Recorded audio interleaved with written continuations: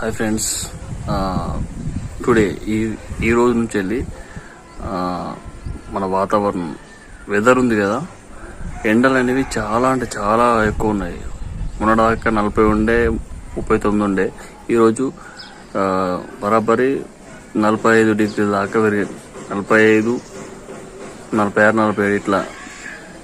ఇక రేపటి నుంచి 47 ఇట్లా అనుకుంటా పెరగకుండా ఈ 10 రోజులు మాత్రం జాగ్రత్త అండి అందరూ. ఎందుకంటే ఎండలు దంచి కొడుతున్నాయి, చంపుతున్నాయి చంపుడు. మధ్యాహ్నం పూట కానీ జాగ్రత్త, ఇంట్లోకి వెళ్ళి ఎవరు బయటకు రాకండి.